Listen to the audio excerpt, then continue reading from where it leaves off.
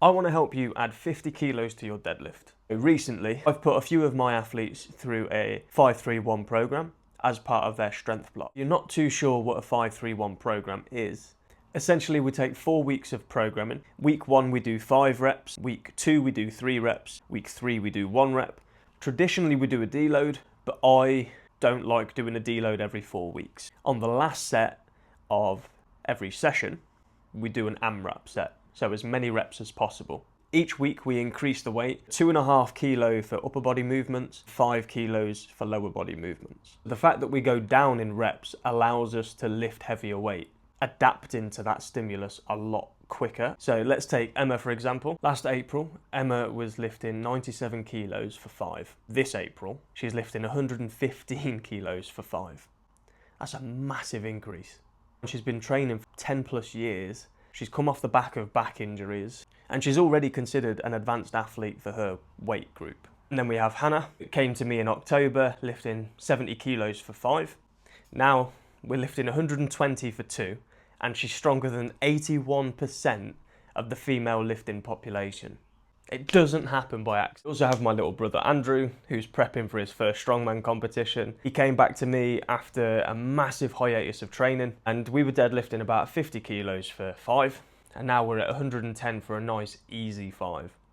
Bear in mind, some of that is going to be from back when he used to train. And then we have Rich, who's also competing in Strongman and this time last year was lifting 150 kilos for 1. Now he's lifting 210 kilos. Why does it work so well? Why does 5-3-1 work so well to get people strong? It's got a lot going for it. Number 1, the rep range. 5 reps, 3 reps, 1 rep. Well, that's the ideal strength range. We're going to be building a lot of strength within that rep range. We're conditioning the nervous system to lift heavier things without a shit ton of fatigue. Second thing, you're always progressing. 5, 3, 1, back to 5 at slightly heavier weight, 3, 1, back to 5 at slightly heavier weight. And then if we need to have a deload, we can have a deload there. And reduce the repetitions so that we know that you'll hit the new repetition range because of the general adaptation syndrome, right? We complete session 1. At the end of that recovery cycle, we're going to be at a higher level than what we previously were. We've gone intense enough to elicit a response, and now we're here. So now this is our new baseline.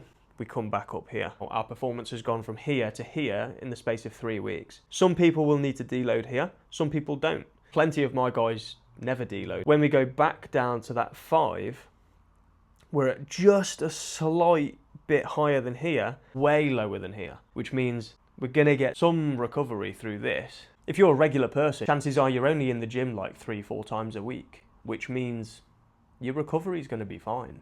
You're not gonna be overtraining. We don't need to deload. Third thing that it's got going is the built-in auto-regulation. On week 5, we go 2 sets of 5, 1 set of as many reps as possible, a minimum of 5. If we get 10, we know that we're really undershooting on that weight. And we can say, next session, I could increase this weight by like 10, 15 kilos and it'd probably still be fine. So then in that next week, we increase the weight by that much, we hit all the reps, and then on that AMRAP, let's say we hit 5 or 6. In week 2, we do 2 sets of 3, 1 set of as many reps as possible. And let's say we get 6 reps on that, which is double the minimum. We know that we could actually still increase that weight just a touch more if we really wanted to. And then we go for that 3rd week, 2 sets of 1 and 1 set of as many reps as possible. And let's say that we've increased it by another 10 or 15 kilo. And we only managed to get 1 rep, but we feel like we had a little bit more in the tank.